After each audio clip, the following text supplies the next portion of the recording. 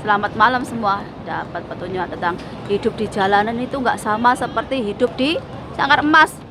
Kalau hidup di jalanan itu seperti antara hidup dan mati. Perlu keberanian, perlu perjuangan untuk bertahan hidup. Kalau nggak berani, nggak mau berjuang, ya akan kalah dengan keadaan. Itu kalau hidup di dunia nyata jadi penakut, ya kamu akan tersingkir. Bahkan kamu mungkin akan mati sia-sia, seperti bunuh diri. Ataupun kalau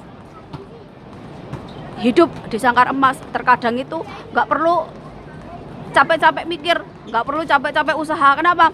Karena udah punya kekayaan turunan, ataupun memang udah disediakan nih dari bapak ibu moyangnya. Jadi dia apa? Dia nggak perlu ada skill, nggak perlu ada kecerdasan otak. Yang penting dia itu pinter ngomong atau pinter menipu aja udah. Jadi itu kenapa aku bilang cari motivator itu bukan dari orang yang kalian lihat kaya ataupun hidup enak, tapi lihat itu dari perjalanan hidupnya. Jadi contoh ini.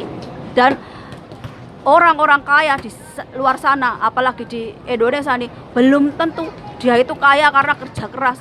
Bisa jadi karena menipu atau mengambil hak orang lain. Apalagi di Indonesia banyak sekali yang kekayaan pribadi atau keluarga itu dari mengambil hasil alam suku lain, pulau lain. Ini mengatasnamakan apa? Pembangunan, mengatasnamakan negara, tapi hasilnya itu masuk ke kantong pribadi. Dan itu nyata. Apa yang terjadi dengan daerah yang ditambang hasilnya? Rata-rata tertinggal.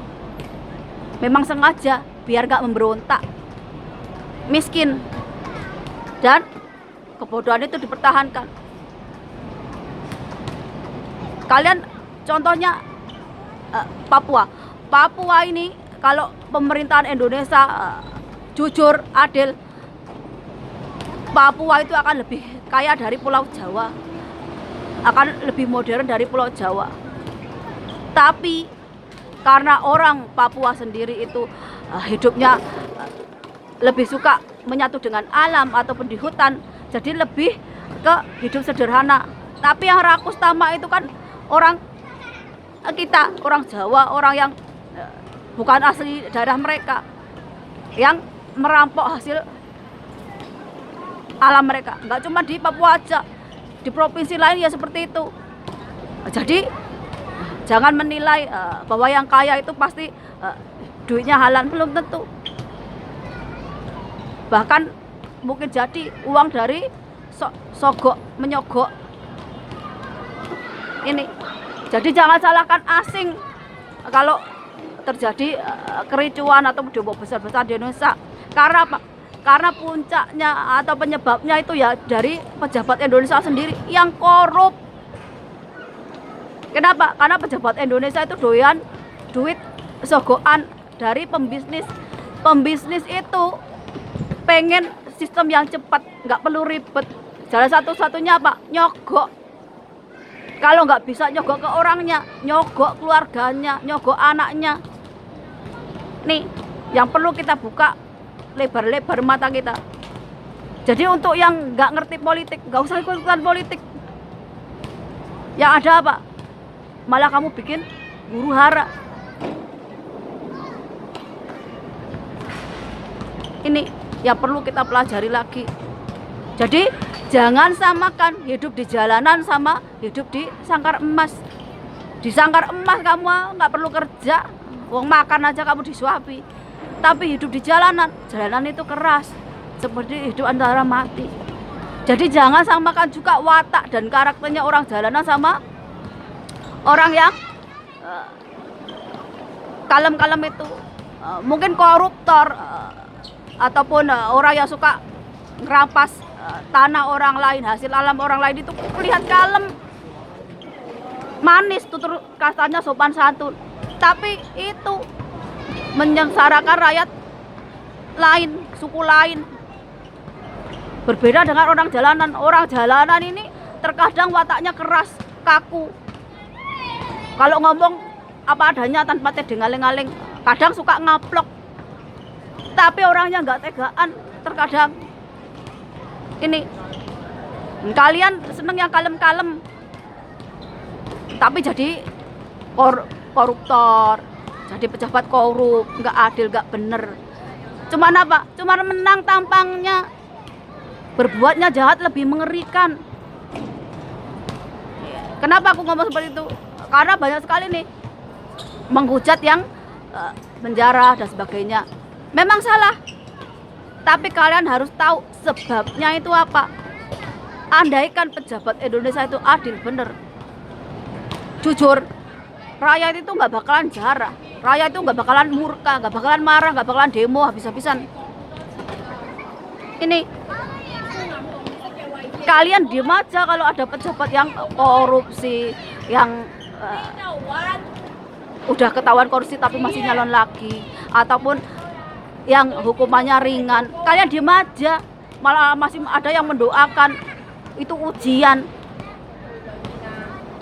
Ini yang rada otaknya nggak waras. Tapi kalau kalian lihat orang jalanan yang ibaratnya menjarah, kalian udah murka setengah itu. Kalian tahu nggak sebabnya itu apa? Sebabnya itu kesenjangan sosial, kesenjangan ekonomi. Siapa penyebabnya? Pemerintah yang nggak adil, pemerintah yang nggak bener. Nih, makanya di Facebookku itu ada dua kubu, kubu Jokowi, juga kubu Prabowo. Penyebabnya, yang satu menggiring opini untuk jadi pendukung Jokowi mati-matian, nggak peduli dia salah atau benar. Yang satu lagi memuja Prabowo, nggak peduli dia benar atau salah, yang penting bela. Kalau kalian mau mendukung itu yang baik, yang benar, di jalan yang lurus, yang nggak merugikan rakyat, yang nggak merugikan orang lain. Lah kalian mendukung orang-orang yang merugikan rakyat, yang suka berbuat zolim ke rakyat, yang suka menindas rakyat. Kayaknya otak kalian nggak waras. Pinter, tapi pinter keblinger. Jangan dipikir aku nggak tahu tuh. Penulis-penulis yang udah punya nama, yang terkenal, yang pengikutnya banyak, yang selalu menggiring opini ke kubu Prabowo atau ke kubu Jokowi. Kalian kalau dikasih pinter, jadi orang yang pinter, tapi jangan keblinger. Ngajarin orang itu netral. Lihat orang itu dari perbuatannya. Jangan kayak nyembah berhala. Nih, jangan dipikir saya nggak tahu tuh. Walaupun kalian udah punya nama, pengikut banyak, tapi kalian masih takut juga untuk ngomongin tentang kebenaran, tentang keadilan. Masih nyari aman. Entah takut ditangkap polisi, masuk penjara, bahkan jadi target polisi atau jadi target pemerintah. Jangan aku nggak tahu kalau kalian itu masih penakut. Kalau masih penakut, jangan terjun ke arena politik. Jangan menjerumuskan rakyat dengan opini-opini kalian yang nantinya bukan ngajarin rakyat jadi pinter. Malah apa? Malah jadi rakyat itu main kubu-kubuan. Udah iya kalau kubunya bener. Kubunya tukang korupsi, kubunya tukang menindas, tukang merampas hasil alam orang lain didukung. Nih, boleh pinter tapi jangan pinter ke blinger.